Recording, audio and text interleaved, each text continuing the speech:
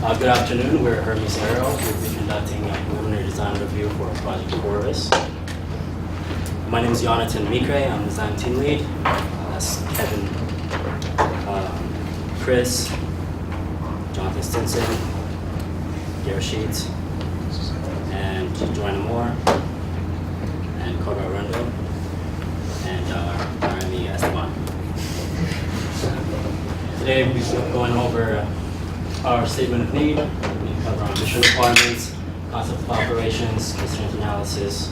We're going to go over our wing design. I'm going to resizing. I'm going to cover our performance assessment, structure design, payload, stability control, and we're going to conclude with our program plan. Currently, El Paso Natural Gas Company has pipelines that span large segments of the country, and these pipelines need to be routinely inspected for leaks and damages. And currently, El Paso Natural Gas Company uses a Cessna 185 to do this task, and they use a two-man crew, and which this method of surveilling these pipelines is not very cost-effective. Currently, the unit purchase price for a Cessna 185 is $140,000 with a yearly operation cost of $200,000. That brings it out to purchasing and operating the Cessna over 10 years of $340,000. And we're proposing an unmanned aerial system solution that is more cost effective. And I'll pass it on to Kevin for key requirements. Thank you, Jonathan. So for the key requirements, we're going to have to fly 300 nautical miles in 6 hours. We're going to expect a worst case scenario of about 30 knot headwinds. We're going to have to take off and land in a 500-foot airfield. Our takeoff weight is going to be less than 55 pounds, and we're going to operate between sea level and 7,000 feet. We're expecting temperatures between 0 and 120 degrees Fahrenheit and a 10-pound payload. So we derived some requirements like cruise speed at 74 knots. This is to account for the headwind and still complete the mission in time. And then our endurance we increased by 30 minutes to allow for any unexpected delays in the flight or possible rerouting to a different airfield. For the electronics, we're going to allow for the electronics to get a little bit warmer inside of the fuselage during the long operations to 140 degrees. And then the battery life has to meet the same endurance requirements as the rest of the airplane. And then the payload is going to be about 10 pounds. And I'm going to pass it off to Chris Reed for the ConOps. All right, so Project Corpus is proposed to fly along this route seen here, all the way from the Tucson pump station, through the desert, over some mountains, through some more desert, all the way to the El Paso pump station. There's an overall altitude profile that's pretty rough and jagged, but that's over a 310-mile stretch. Keep in mind the maximum elevation we've calculated is 5,100 feet, and the minimum is 2,000 down in Tucson. For Project Corpus, it's classified as a small UAV under FAA regulations, so it can only operate in daytime, can only fly at 100 miles per hour maximum ground speed, which is 87 knots ground speed, a maximum altitude of 400 feet above ground level, can't operate over a populated area, and must operate within visual line of sight. However, the three requirements listed there are starred because they can be waived and will need to be waived for Project Corpus. Our overall concept of operations is that we'll have a pilot unpack and ready the UAV in Tucson, or a open field near Tucson, and he'll take the airplane off from the ground into the air, get it airborne and stable, switch over to an autopilot, and the autopilot will fly to the first pumping station, and using GPS telemetry, it'll fly all the way along the pipeline route at 400 feet above ground level and at 74 knots true airspeed to land in El Paso under the control of a second pilot who's been waiting there. The second pilot will then, after landing it, download the video that it has taken over the whole pipeline route, and he'll pack it up and get it ready for the next trip. So there are other UAVs on the market that could have possibly met the requirements, but upon further research, we found out that the cruise speed of each UAV including the Martin Bat 4, the Scan Eagle, and the Pelican. All of their cruise speeds were too low to complete the mission with headwind, and the communication range is limited because it has to operate based off of the ground station. Project Corpus is autonomous, so it can fly without ground control, and that's a big difference from all three of these UAVs. The white column is the Cessna performance for reference. Project Corpus is predicted to meet or exceed all of the requirements, with the exception of the landing distance in its current configuration. We're looking at adding a split flap between the empennage booms and the fuselage to increase drag upon landing, and that'll drop our landing distance under the 500 feet required. For our constraint analysis, we looked at 5 critical equations to relate wing loading to power loading, including stall, takeoff, cruise, maneuver, landing, and landing. And each of those equations used this table as inputs and came up with a constraint analysis that looks like this. Our initial point from our first systems requirement review was made kind of as a guess of current UAVs that can perform a quick mission with high speed and long endurance. And that's generally military wing loading and heavier UAVs. So with more refinement and kind of more practice, we've gotten our current design point to 4.6 pounds per square foot on the wing loading and 0.12 horsepower per pound on the power loading. That is based off of our current design as is, and it influences all of our wing and power requirements. Now I'll hand it off to Jonathan Stinson for our wing design. Thank you, Chris. So a big emphasis for the design of Project Corpus was simplicity. We wanted to make sure that it was easily manufactured by people with the skill level of us as college students, as we will next semester be actually building this aircraft. So for our airfoil selection, we looked at an assortment of experimental data for a bunch of common NACA airfoils, as well as some other more exotic high-lift choices. We eventually settled on the Clark Y due to its favorable parameters, including its thickness ratio of 11.7%, which allows us to run our internal spar arrangement, as you can see here. Additionally, it is a flat bottom design, which you can also see here, and this very much aids us in our manufacturing. It makes it a lot easier for us to vacuum bag the entire wing section and produce a relatively smooth finish. Additionally, we have proven low Reynolds number performance. A lot of the data for airfoils that we looked at was at Reynolds numbers of somewhere in the range of 3 million. The data that we collected for the Clark Y was at approximately 400,000, and our cruise is estimated about 700,000. And finally, it provided us with an adequate lift-to-drag ratio. And so finally, some performance of the Clark Y. We have a maximum lift coefficient of 1.35 and a stall angle of 15 degrees. Additionally, another thing to note, this is a very popular airfoil with large-scale RC producers and builders, and so we do have some evidence and performance data that this will work.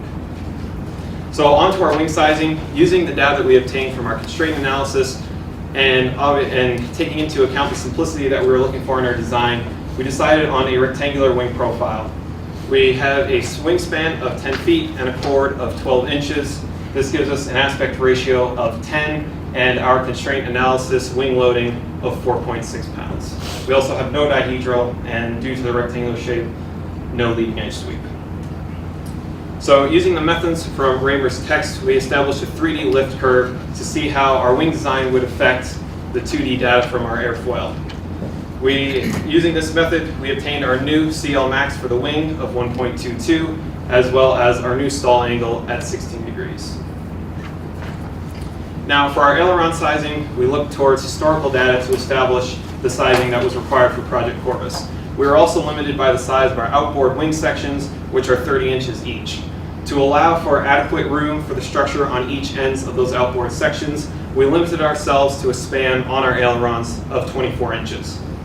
Using the table on our right, which indicates some historical data, which is that green range, which is commonly accepted, as well as our established span of 24 inches, we determined that the appropriate chord for our ailerons was 3 inches. The AV2 Pelton, which is a similar UAV, its data point is provided there as a reference. And finally, here's a summary of some of our wing design and performance characteristics. As I mentioned earlier, we have an aspect ratio of 10. We have a wing area of approximately 10 square feet, or 1,440 square inches. We have an Oswald's efficiency factor of 0.79, that maximum lift coefficient of 1.22. Our LVRD max for our entire aircraft, which we'll talk about a little bit later, is 14.6, and our stall angle at 16 degrees. I'll now pass it over to Kevin to talk about the empennage. Thank you, Jonathan. This is the empennage that was given to us by Evictio Aviation. It was designed and built last year.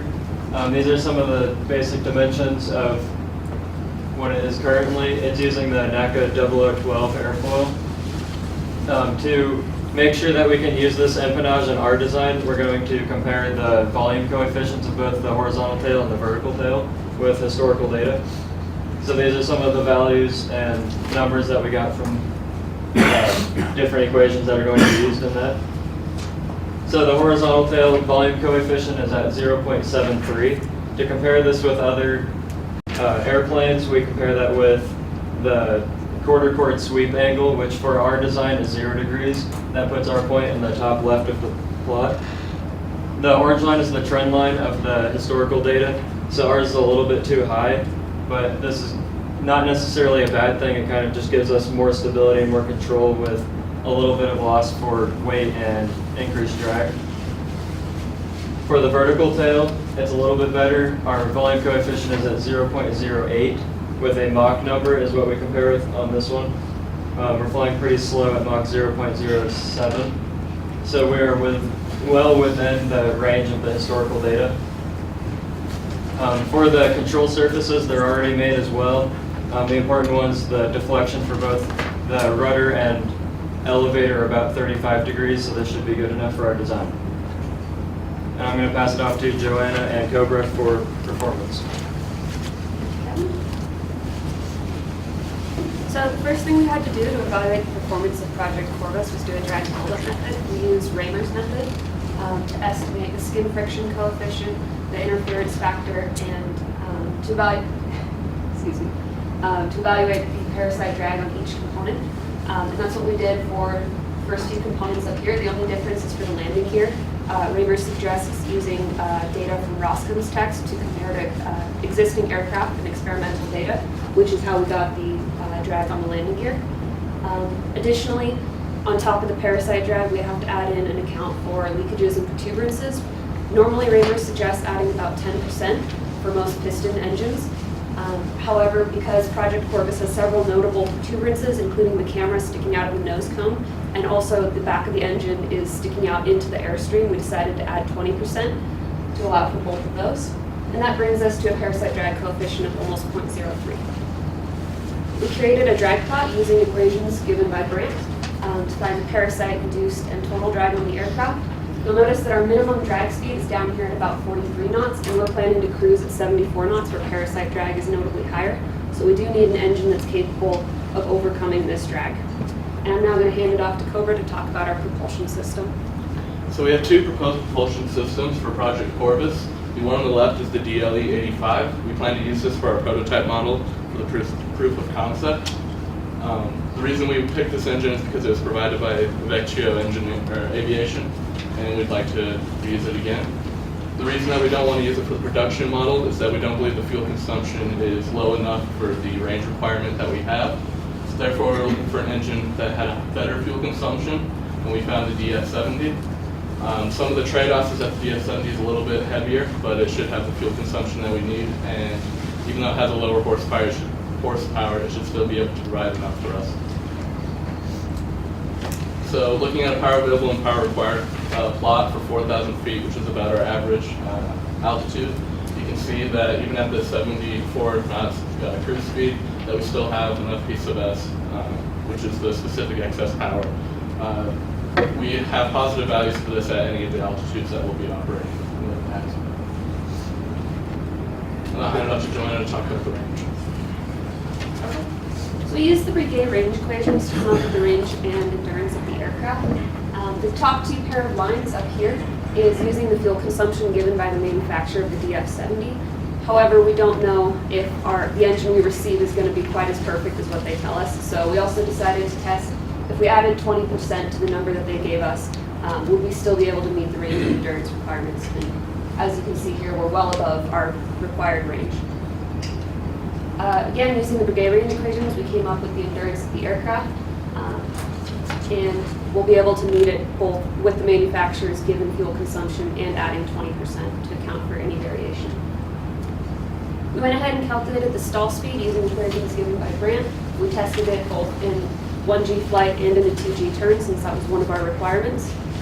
You'll notice that in order to perform a 2G turn, we do need to be flying fairly fast in order to stay above the stall speed.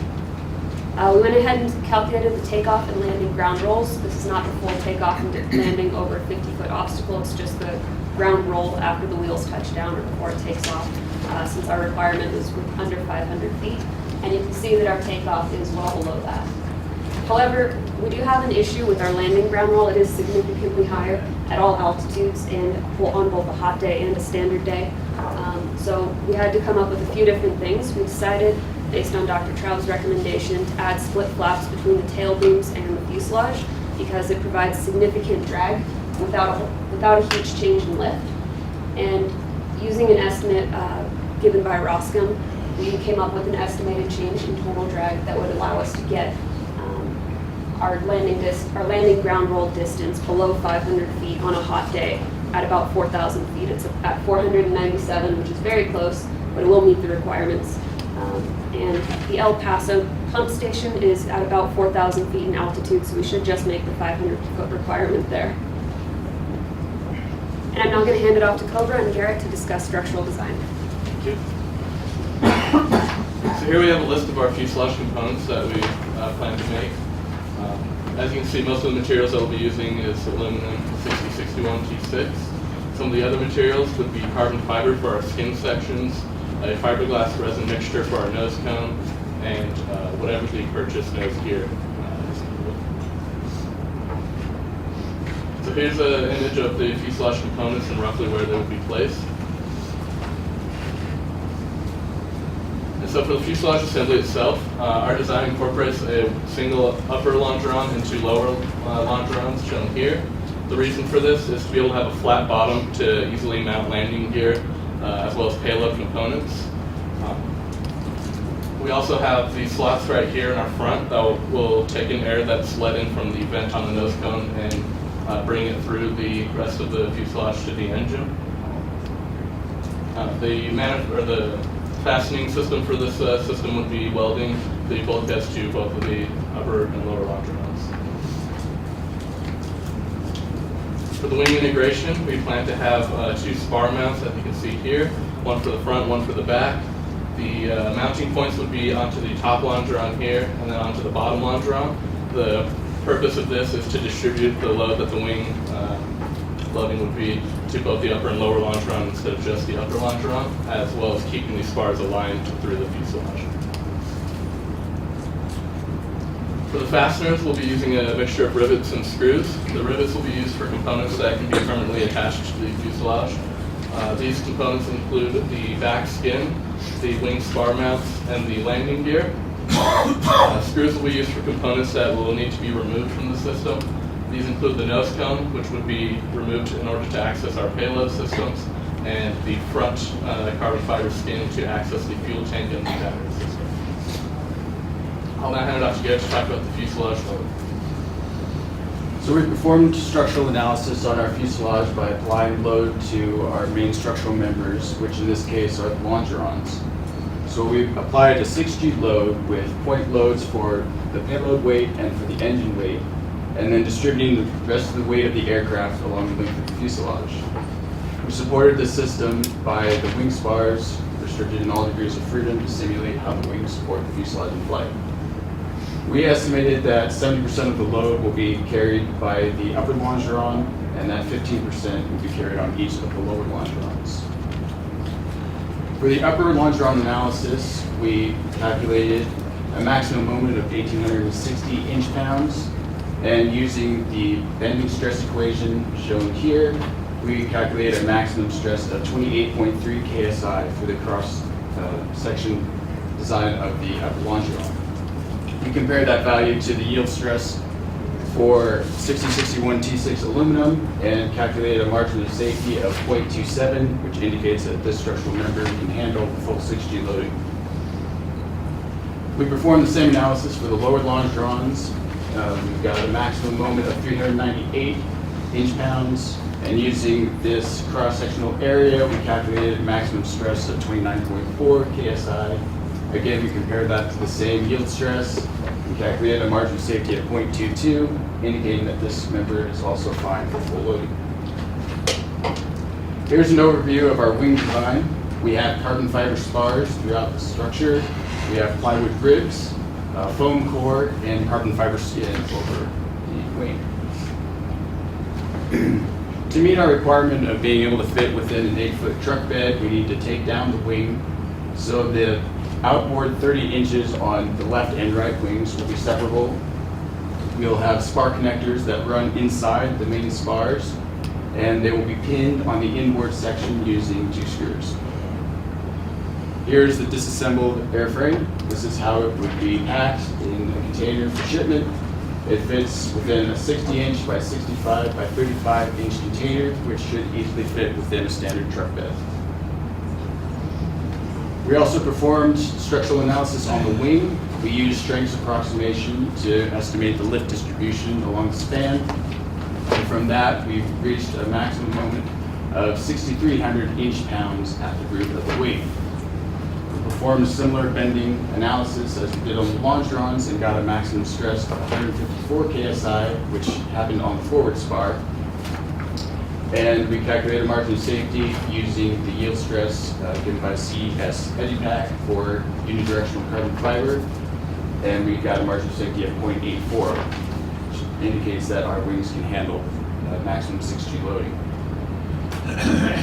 Because we have an empennage that we want to integrate into our design, which we didn't make, we had to get a little creative with how we attached it to our wing. So the plan that we have now is to cut a hole through the boom of the empennage for the aft spar to pass through, and we'll perform a wet layup around that. And we'll also add a carbon fiber strip as an additional wet layup around the front spar for permanent attachment. For our landing gear design, the first thing we considered was the placement along the length of the fuselage. We placed it so that 15% of the weight would be carried by the nose gear, which is recommended by Raymer. This is to account for steering on the ground to make it possible for the aircraft to maneuver easily without too much friction on the nose wheel.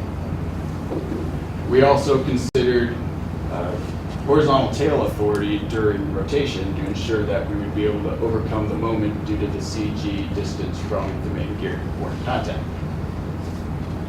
Moving on, we considered a few additional design requirements for our landing gear design. We wanted 6-inch propeller ground clearance when the aircraft is level. That helps us when we're taking off from improvised runways, prevent any propeller strike. We also easily meet our takeoff rotation requirements, and we have the added benefit of an empennage strike before a propeller strike, which will ensure that we never strike propeller. This also satisfies a recommendation given in Roskin's text of a 55-degree tip-over criterion that is determined by this line here. So you see a line from the nose gear to the main gear. There's a line perpendicular to that that passes through the CG of the aircraft, and the angle between that and the ground has to be less than 55 degrees to prevent any lateral tip-over. Now I'll hand it off to Esteban to talk about the payload and interconnects. Thank you, Garrett. All right, so payload again. This is for this team. So it still contains much of the same components as previously, as mentioned. The global positioning system, the GPS antenna, the inertial measuring unit, the IMU, the telemetry unit's antenna, the autopilot, the AP, the camera, the power conditioning unit, the PCU, and 3 batteries. So here you can see the associated total weights and total cost of the components. So, like I said, here's a nice small picture to show you where everything is. It's even color-coded to explain where everything's going to be mounted. Thanks to the flat bottom on this design, mounting on this is a lot easier than on the previous game. So, with PCU, like I said, it's essentially the same thing. It produces power to all of the electronics, not to ensure power is being distributed evenly and evenly to all the electronics. The GPS, again, takes signal from the GPS antenna to give you your location where you're at. The autopilot is essentially the brain, like I said, the brain, and it takes information from all of them and creates a nice steady level flight for them. The IMU is actually under the fuel tank, as you can see here. It's actually right around here. Is essentially your measuring unit. It measures yaw, pitch, roll, things of that nature. And the telemetry unit and the telemetry antenna are modeled, are the ones that will be collecting the data and sending it to a ground station.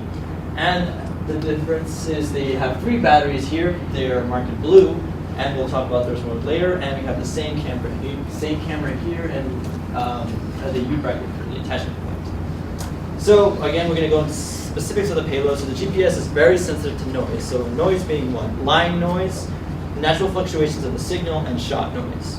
So to protect this and mitigations to reduce this is the GPS also requires some shielding.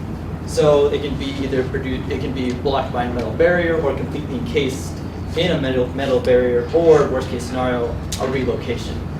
The IMU is also another special unit that needs to be taken account of, as it needs to be near the CG.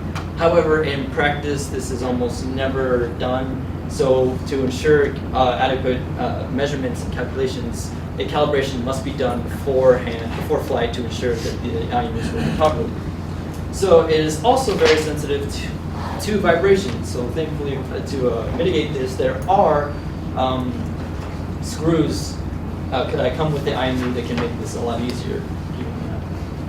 So here's a power system definition equations that we're going to use, meaning the Ohm's law and a time equation that we'll go into a little more.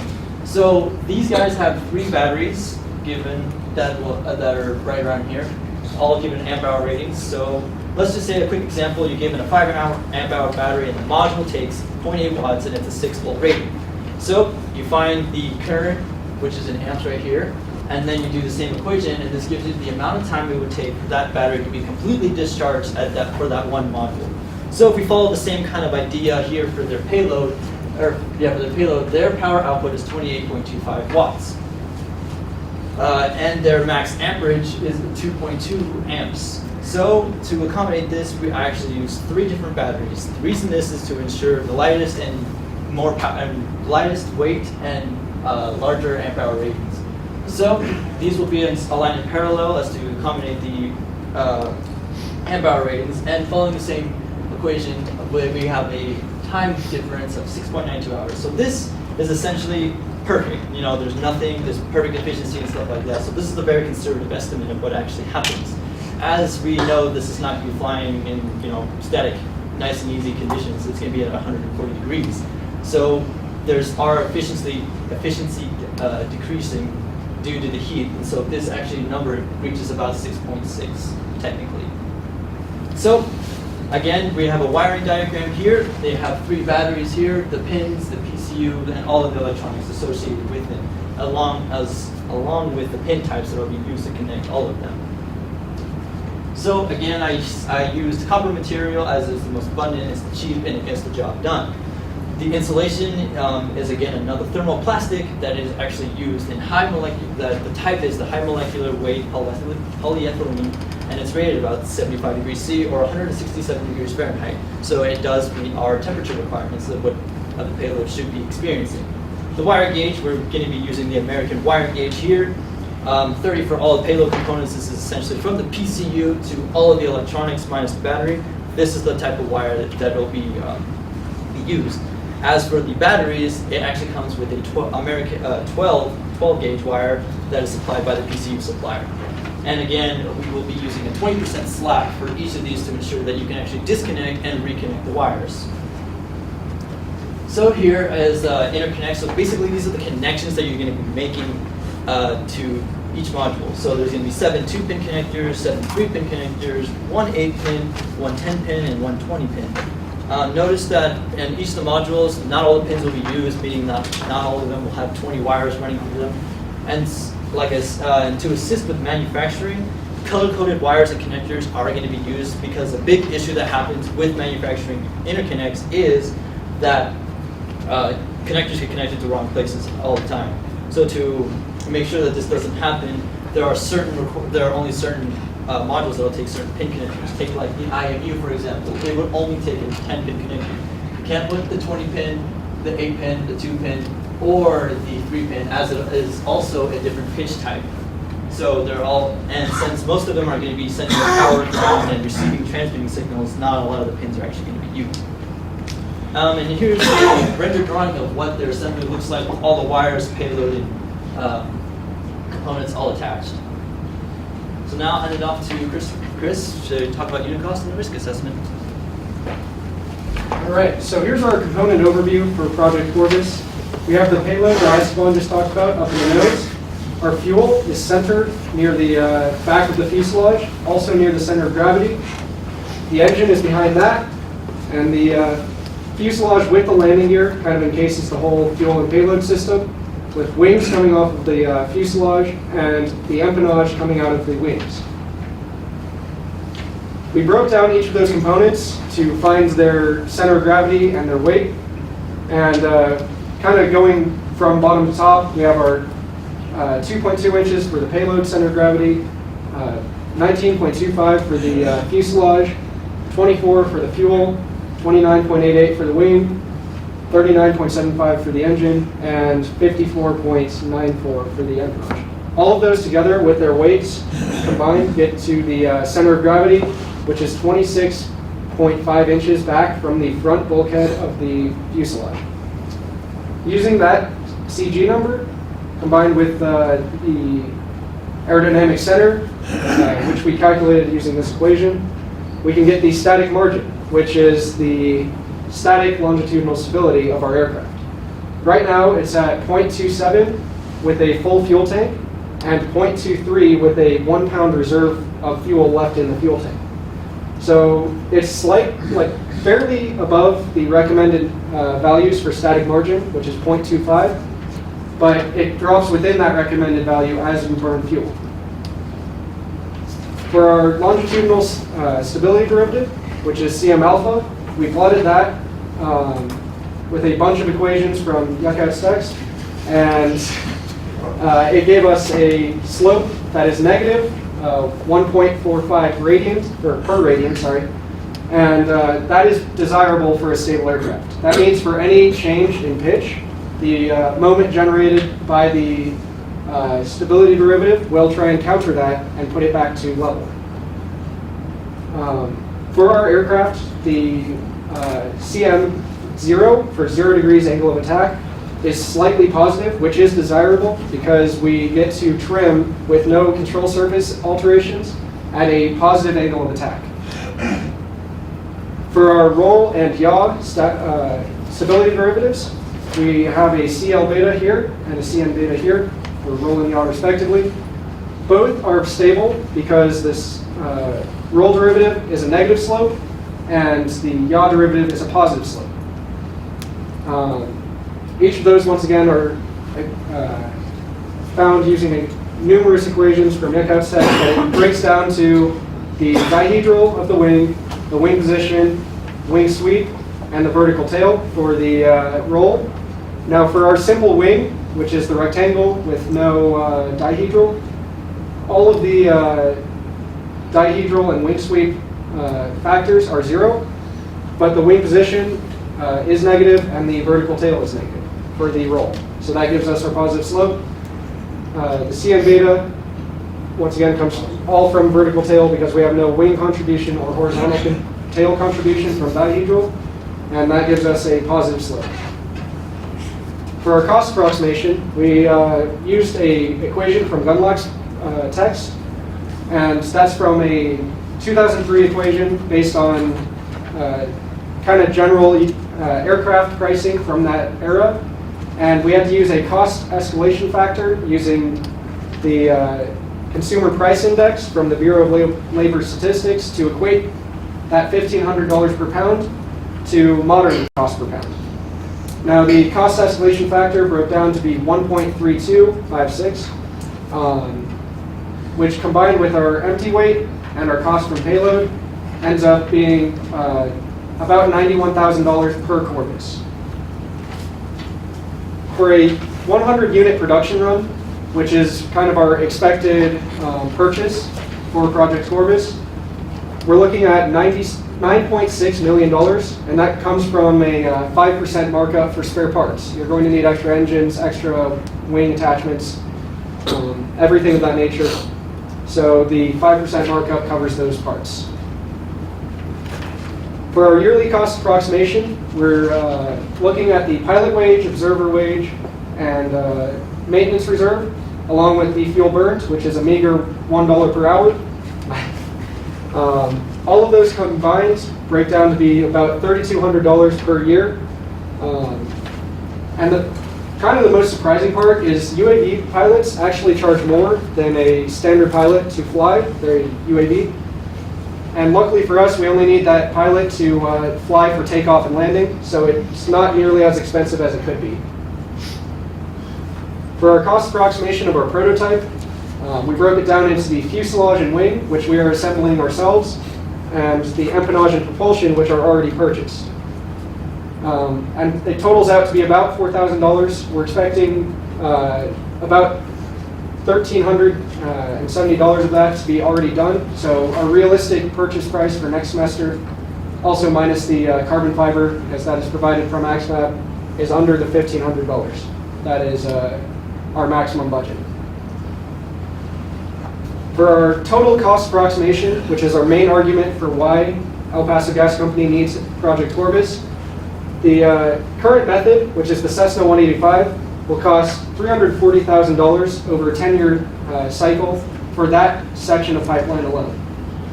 For Project Corpus to monitor that pipeline section, including the prototype model and wind tunnel model that go into making Project Corpus, the total price in 10 years would be $127,000, and that results in a total savings of over $200,000 in that one section of pipeline.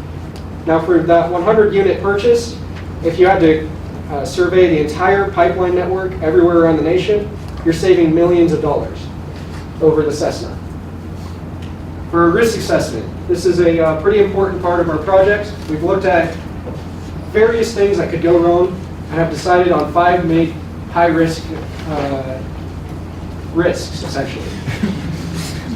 One is the engine failure to start. We've had a lot of issues with the current DLE 85 starting. We've attempted various times to get it started and have had numerous failures. So we're looking at coming up with different methods to start it that are more reliable than our current methods, and we're going to hopefully drop that consequence of failure of it not starting at all to at least having a finicky start and eventually running into moderate risk. Our poor materials received risk is actually a consequence of last year. Last year they got poor materials and didn't realize it until after they had finished building everything.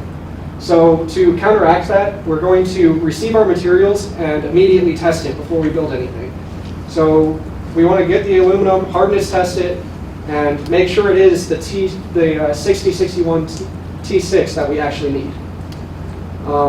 The empennage integration failure is actually fairly likely because it's an empennage we didn't design, and there's a good chance that if we drill a hole into it, it might not be lined up properly, and it might end up breaking later on, which means we need to design a lot of tooling to make sure the empennage is properly drilled through, so it's a straight line all the way through, and we won't have to worry about the empennage breaking us. Because if it breaks, we'll have to go with a whole redesign.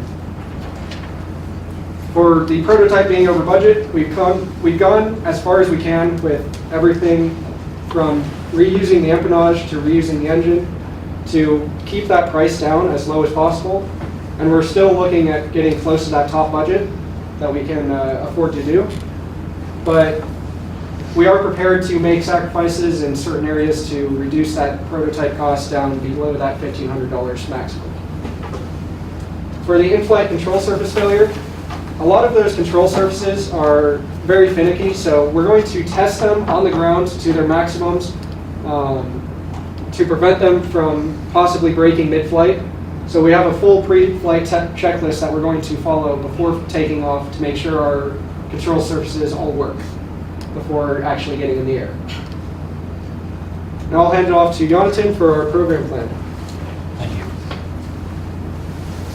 So our program started January 9th of this year. Since then, we identified our system requirements, and we completed our conceptual design phase, and we moved into our initial design phase. And today we're at the end of our complete design phase. Our preliminary design phase of the program was divided into 3 main phases. Our first phase was our conceptual design phase. That's where we identified our initial aircraft sizing, wing loading, power loading, performance requirements, and also we looked into different aircraft configurations. Phase 2 was our interim design phase, where we did our initial performance assessment, initial structural analysis, initial aerodynamic analysis, and initial payload configuration. The phase 3, which is the phase we're in right now,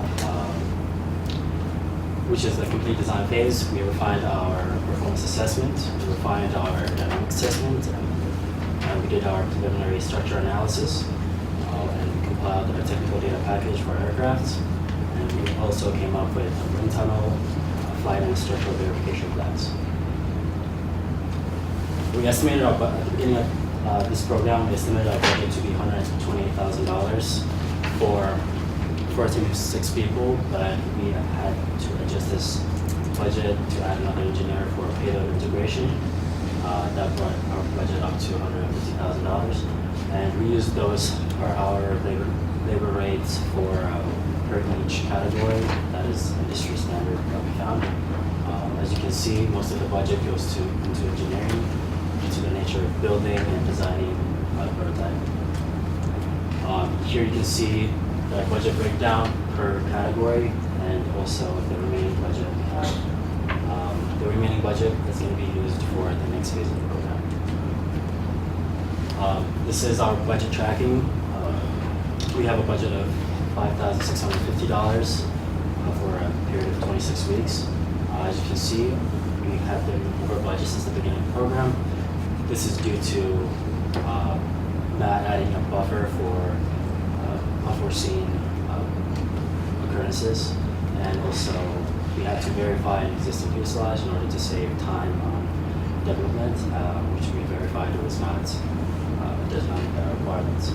Phase 2 of the budget, to make sure that this doesn't happen in phase 2, we can add a 50% buffer to the total budget, and also we're gonna estimate our hours based on actual hours worked this semester. Here are our key product parameters for our aircraft.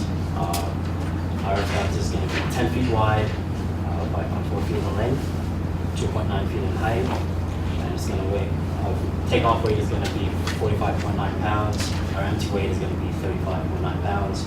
Our structure is going to be primarily made out of aluminum, 60-6126, carbon fiber, foam, and plywood. We're longitudinally stable with a static margin ranging from 0.23 of empty to 0.27 when full. And our performance, our aircraft is going to be cruising at 74 knots to airspeed. We're going to have a range of 566 nautical miles at sea level, and our endurance is 7.8 hours at sea level, but we're limited by our payload battery endurance, which is 6.9 hours. Our wing is going to have a Clark Y airfoil. We're going to have a 10 feet wingspan, an area of 10 feet squared, and an aspect ratio of 10. We're going to be carrying 5.6 pounds of guidance and surveillance payload. And for our prototype, we're going to be using a DLE 85 engine. In conclusion, Project Corpus meets all the design requirements put forth by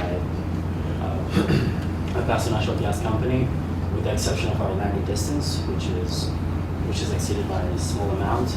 We're looking into fixing that by implementing flaps that will deflect up and increase the drag while landing. production model, we estimate to cost $91,000 compared to the Cessna's $140,000 for used Cessna aircraft and current market. And for our yearly operation costs is $3,200 per year compared to the Cessna's $20,000 per year. Over a 10-year period, just the cost savings over a 10-year period just for operational costs comes out to be $168,000 per aircraft. In the next phase of the program, we're going to be moving into a detail design phase, and we're going to do wind tunnel test of a small model that we have here in front of you. And also, we're going to fabricate a full-scale prototype. We're going to do a structural test of the airframe, and we're going to flight test it and possibly do design refinements. Before questions, we'd like to thank Zwick and Mangum for helping us along the way, and all the panelists for being here, and everyone for coming.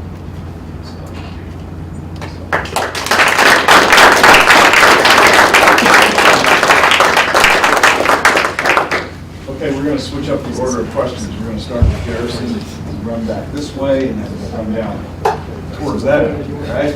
So, Garrison, it's on you. All right, I just want to say great job, guys. Yeah, really well organized and really well rehearsed. It was really good overall. So I'm going to work backwards, forwards, just since I'm starting, it's a little easier.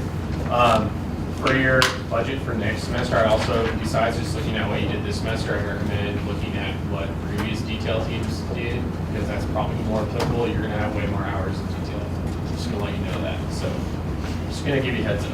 And then for your risk assessment, you want to go to that slide, 77.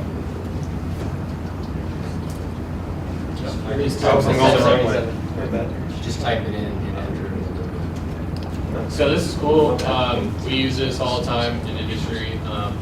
The ones I'm used to is just scale 1 to 5, 1 to 5. Also, I think there's too many on one, so you could almost break this up into like engineering and budget. And you could have 2 separate risk analysis. So then you can compare those, because you're not really comparing the same thing. Because you want it to be applicable to what you're trying to show, right? So I think that's a way to do it. And then, I mean, I didn't read through all of them, but there might be some that maybe you don't really need to even throw on here, because you can design with, like, I don't know. Just there's a lot, which is good, but it might be a little bit too much. So dividing it up might help that a little bit. And then if you go to slide 38, okay, 38. So you said that you were going to make the ground roll, which was cool, because right away you led into what you tried to do to solve it, and then the next slide showed how you solved it. So that was kind of a cool little transition you guys did right there. And then it was also nice that you guys did standard and hot day, because you're definitely going to have hot day conditions in Tucson.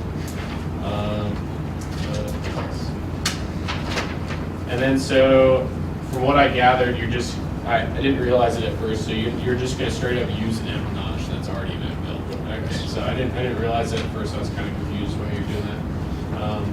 And then at the very beginning in your con-ops on 12, I thought it was a good idea that you aren't actually transmitting the real-time video feed, because that it's just going to make it way more expensive, really unnecessary for what your purposes are. So overall, yeah, I think it was really great job. You guys thought it out really well. Good job.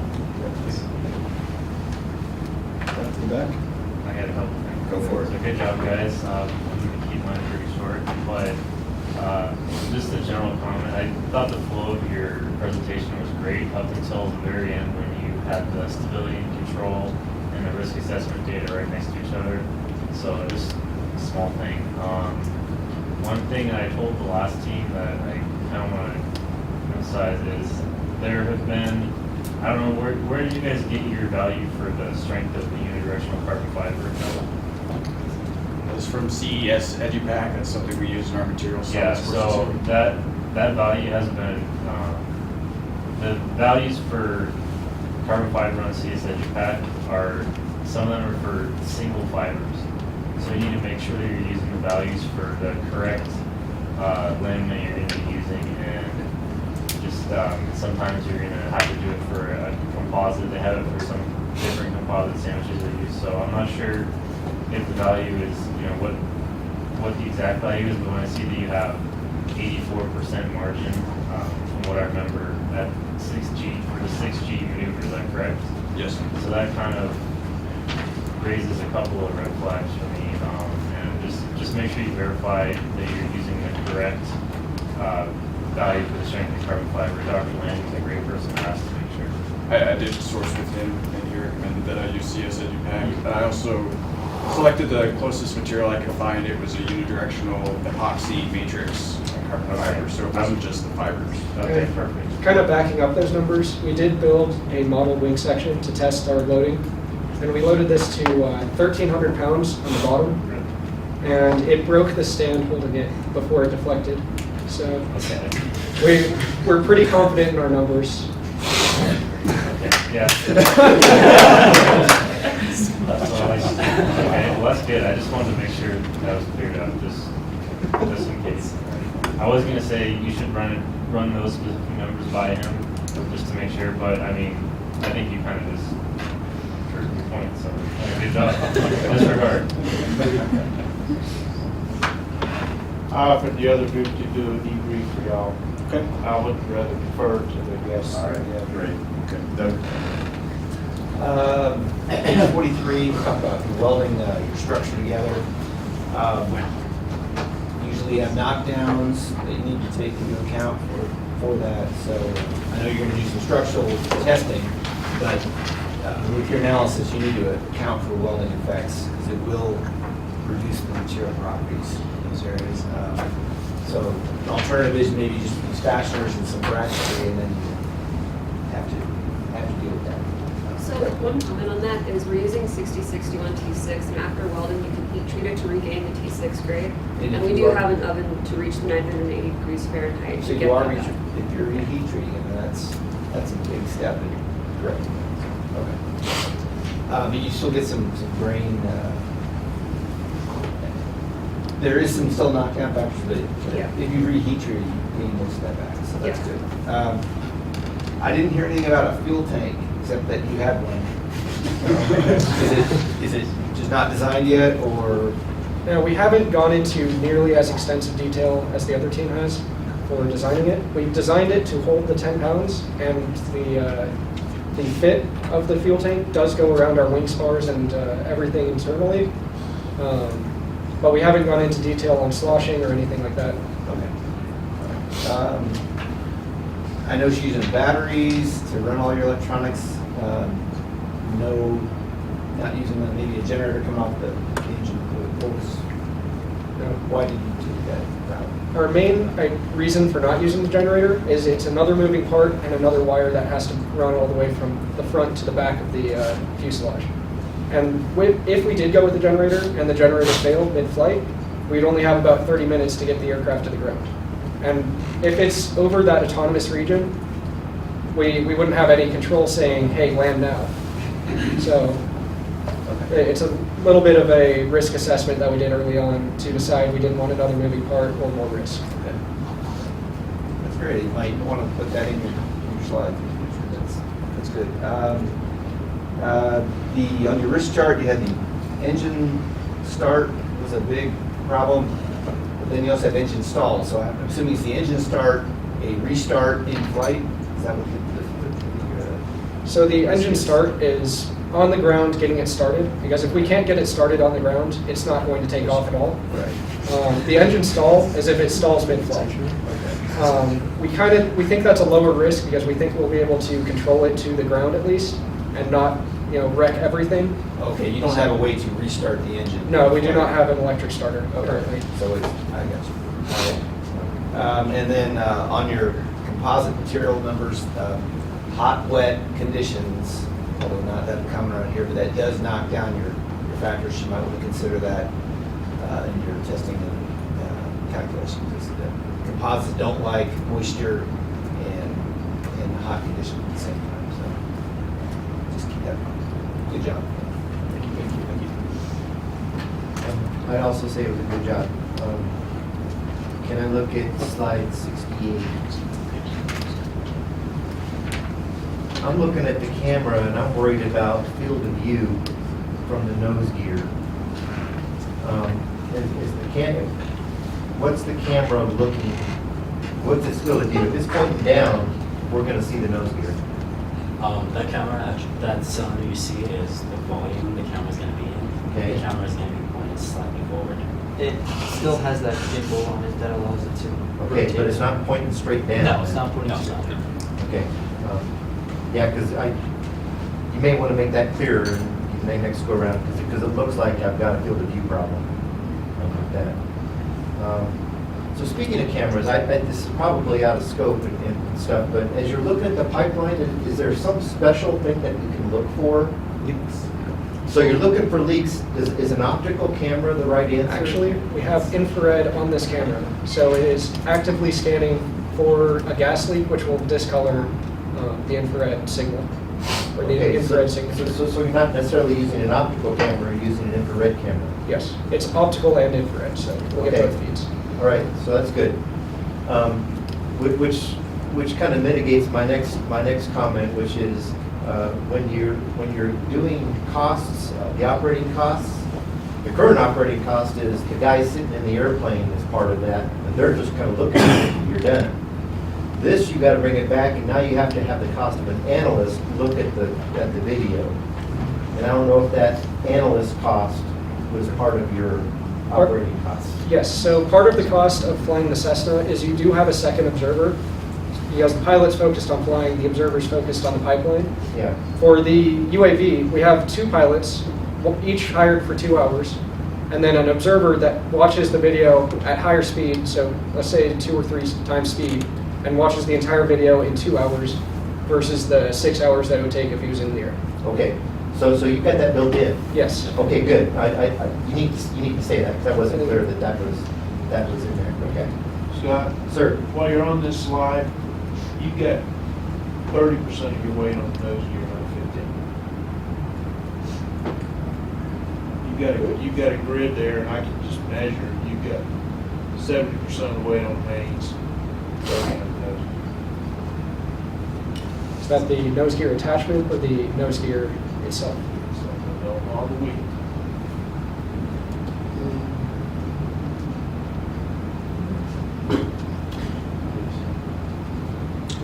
After looking at this. Yeah, I'm done. Nice job. Yeah, nice job. Whoever is the deciding factor on who wins is going to have a tough time, because you guys also did a very good job relative to the previous team, and so well done on that. I like your sample that you built for the wing. I think that was a very effective visual aid. It gives you confidence in your design, thank you for bringing that and showing that to us. I like the comparison of existing aircraft to the solution that you came up with. Or in the beginning, you looked at possible COT solutions, and that was good. One question I have, and I could be remembering this incorrectly, but it seemed like the previous team had more fuel volume than what you guys have. And I'm not sure why that is, but something that you guys should sort out. Maybe I'm wrong, but it just seems like they had most of the fuselage for fuel volume with about the same dimensions. But We have a larger aircraft. Wingspan is 3 feet wider, and our fuselage is also longer. okay. And also wider. We are carrying less fuel. However, we did all of our performance assessment on the DF70 engine, which we have a confirmed fuel consumption for, versus the DL85. We actually have no actual data to base anything off of. Okay. All right. Good. Well, thank you. You guys go to chart 72.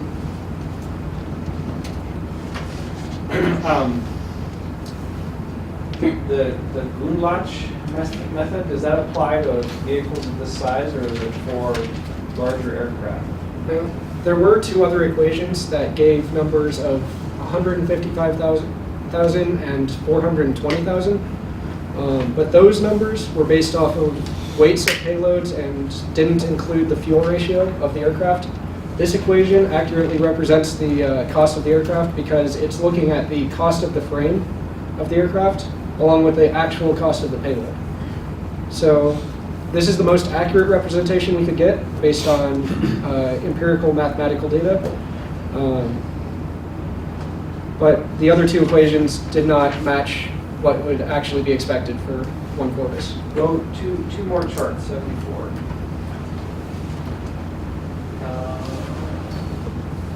Let's see. Actually, real quick, maybe it's one more chart. Okay, so you got $4,000 for your prototype, and you add, say, a $20,000 payload to that. And then you've got $91,000 for your production vehicles and that including your $20,000 payload. So that'd be $4,000 versus say $70,000. And then you've got $140,000 for a Cessna 185. Something's not jiving there. So the unit cost includes the research that goes into it. So our budget of $150,000 does go into each individual unit, and we do have room for profit on that as well. We're not building these for the exact cost. So Yeah, and that's okay. I mean, you guys are using an empirical equation to come up with the cost. You might want to ask yourself, okay, does this jive? Because if I were a company and I had to evaluate buying a Cessna 185 or buying a $91,000 UAV, that's kind of an unknown quantity, I might go with the Cessna 185. So I think your cost is a little high on your production vehicle. Great. Let's see. There was charts. What are the charts 74? Okay, so there are no loaded rates on many of these wages here. By loaded rates, I mean you pay the pilot a certain amount, $50 an hour. Does that, and then $12 an hour for the observer? It doesn't seem to me like you're taking into account overhead for the company, health insurance, benefits, office space, all that stuff. So this number is probably a little low. it is probably a little bit low, but it is in comparison to the Cessna price, which we also calculated using the same method. The method is in the appendices for the Cessna price. We just figured it's more relevant for this one. Okay, well, so they're both comparing method to method. They're both wrong, but they should be wrong by an equal. Okay. It should also be noted that this mission's only flown once, so it's not like it's a job. Yeah, you don't need a full-time staff too. Your job is to look at a video. Well, what I'm saying is reality doesn't match what those wages are right there. And you guys, maybe $50 an hour seems pretty good right now, but if you're trying to run a company, that's just not enough to do that. Let's see. I like your You did put observer wages in there. Yes. I just missed this part. Garage with that. I like your risk charts. I really like the thought that you guys put into what happens if the control surface fails. Testing on the ground, though, just remember this, testing on the ground is not an indicator that you're not going to get a failure of flight. So you want to make sure that your control strategy is robust enough. Maybe you have split surfaces on your, or maybe 2 or 3 surfaces on your elevator, or split surfaces on your ailerons, so that if you lose a servo, you can still either RTD or complete the mission. But I thought that was really good. I really like how you did the risk analysis. Well done. Okay, I want to say also, I think this was an excellent presentation. There are some things I saw in this presentation I didn't see in any of the other 5 I saw today, including the risk assessment and the ConOps. All those were really good. Very good, very well done. So I have a question on slide 36, and this is partly because I'm not an aero guy. I'm a systems engineer. So on this, I didn't see, I see the stall speed versus altitude, but I don't see kind of the, we think it's good enough for this design. The assessment, yeah.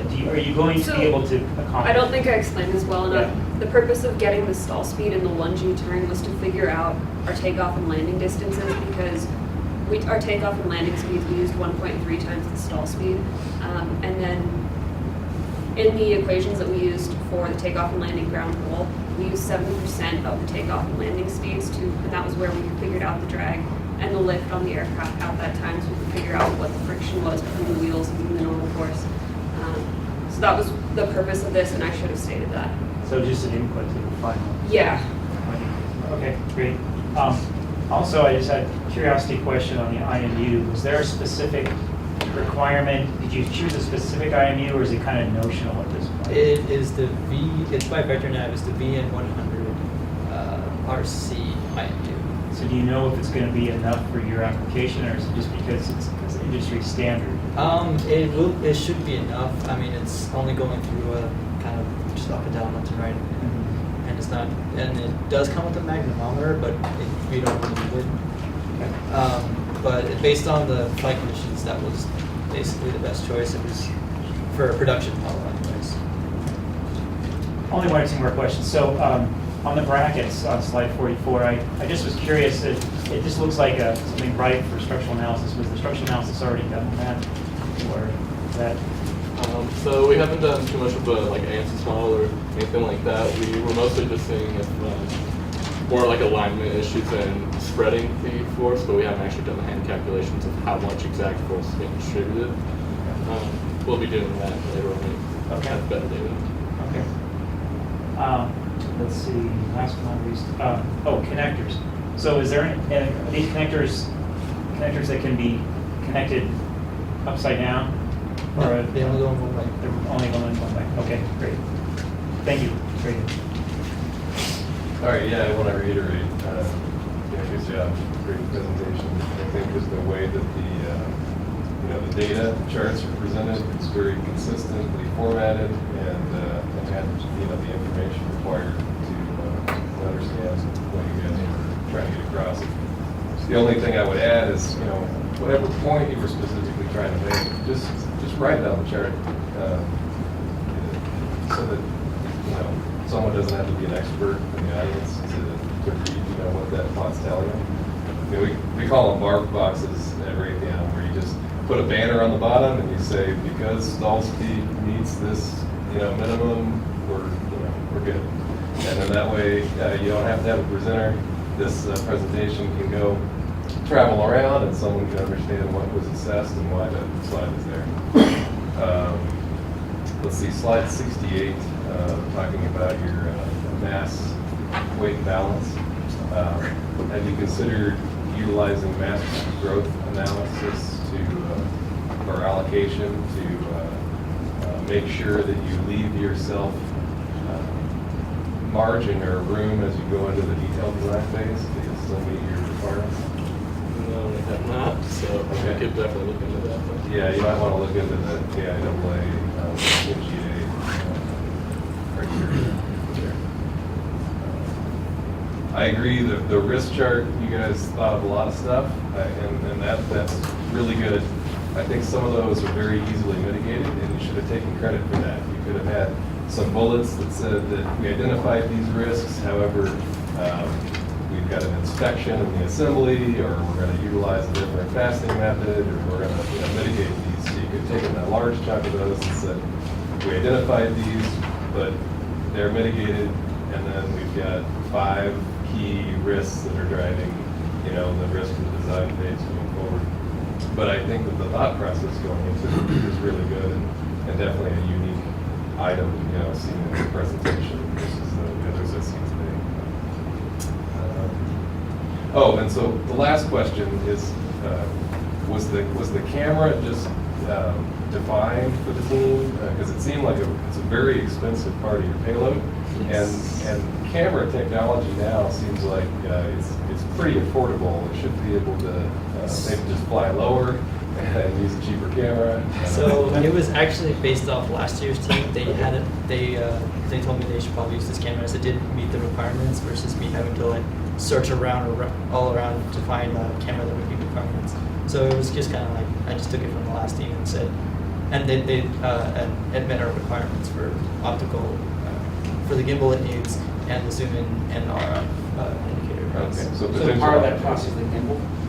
No, it comes with the gimbal. Yeah, so that's why it's expensive. Yeah, do you need a gimbal? So, if you're going to follow, if you've got all this maneuverability with your airframe, why do you need a gimbal? Well, if it's going to be doing turns, I'm assuming, you kind of want the gimbal to look at the pipeline, especially if something happens, like say you Was it like, I know it's gonna be kind of weird, but if a bird's flying towards you at that low speed, at the low altitude, then you can maneuver, but still look at the pipeline as you're turning.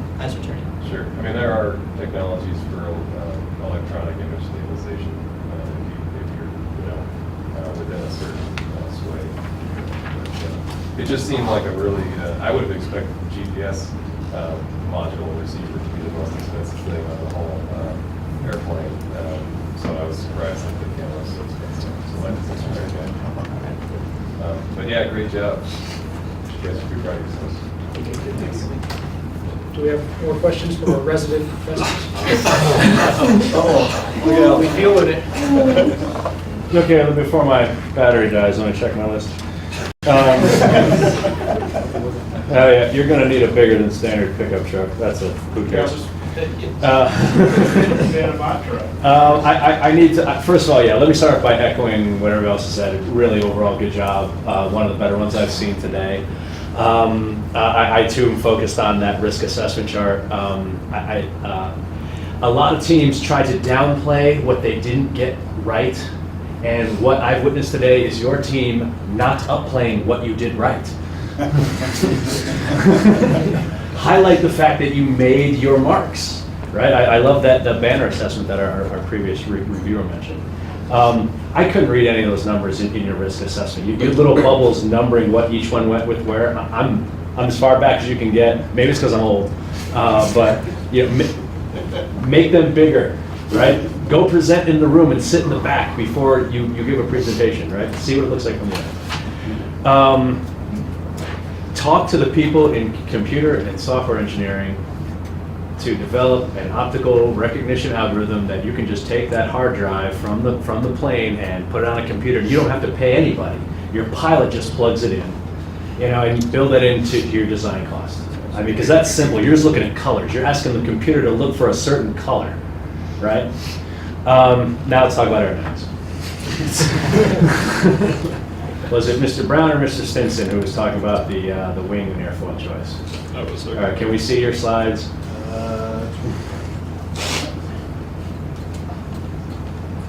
So you had an angle of stall of 15. Oh, this is your 2D. Give us the 3D. 3D. So you went to 16 degrees angle stall with a max of 1.22. And that was at, what Reynolds number did you say? 400,000. That was at 400,000. My concern is where did you get that data? I think it's a bit optimistic. That came from the University of Illinois summary of low speed. Urbana-Champaign can't calculate their way out of a wet paper bag. My father-in-law went there and got his PhD. Trust me, I know. No, in all seriousness. In all seriousness, I think you're overestimating that. I know your flight runs number is 700,000, but that's not going to buy you back. I think the 10 or 15% you're losing on CL Max, which your ground roll's fine. You got plenty of margin there, but you focused a lot on your landing distance. And if your CL Max goes down and your stall angle goes down, you won't make your landing roll. So I would spend somebody needs to spend significant time over the summer doing some more aero research. Ms. Moore. So one thing when we were looking at our wind tunnel model, because that's going to be tested at a low Reynolds number, Yes. We did find other data for the Clark Y at very low Reynolds number of about 100,000, where we saw the stall angle up to the half was about 13 or 14 degrees. So it had shifted a little bit down from that 2D. But that the seems max more. CL was about 1.2, which is on par with this. That seems more reasonable. So if you're still getting 1.2, great, but you're not going. I don't think you're going to get 16 out of this one. You need to be going 1 million, 3 million to get that. You might want to check from 2 years ago that one of the other teams, I don't remember what their name was, oh, that sucks. They used a Clark Y. They weren't chosen to go on, but they used a Clark Y. And they were called, Triple P. Triple P, I think this was something like that. I don't know. I know design team lead, I believe, was Ian. No, that's not his name. Oh man, it's a long time ago. Not that old. I know Trevor Hallmark was on the team. That's when they were. Whatever. I'm pretty sure they used Clark Y. It was either them or the other team. but it wasn't mine, so, but I know that one is used mine, so you can look at that. While we're on this slide, there's a difference between CO max and your usable maximum angle time. The end of your linear range is where it is as high as you can go. One. Okay? Clark-wise, perfectly good airfoil. It's been around since, what, 1915? Something like that. You said that you're using 11.7% thick, right? Yes. At this speed, why not just go to 16? Yeah. And make the more fuel capacity, less structure weight. I'd use all I could. Or you just stop it, let me know. You want more left. So that's 75. How come you guys didn't account for avionics? Could be in the cost. We did not consider that in this. Most of the servos are already provided from LS16. Okay. So. I did notice a factor of 3 difference in their estimate of the operating cost. They were estimating over $1 million and you already $340 for 10 years. So that's going to be a major factor when it comes time to competition. How y'all got that number right.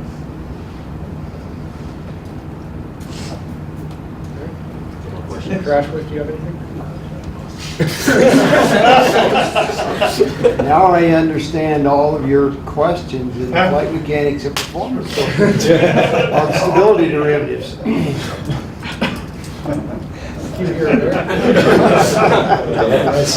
It sounded familiar. Okay, so it sounds like we're wrapping out of questions. Anybody else? Any other questions?